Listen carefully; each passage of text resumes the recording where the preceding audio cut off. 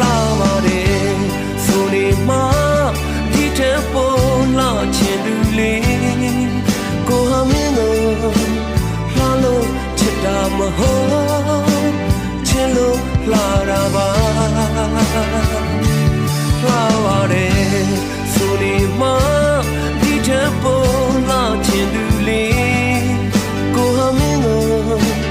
လာလို့ချစ်တာမဟုတ်ချစ်လို့လာတာပါအချစ်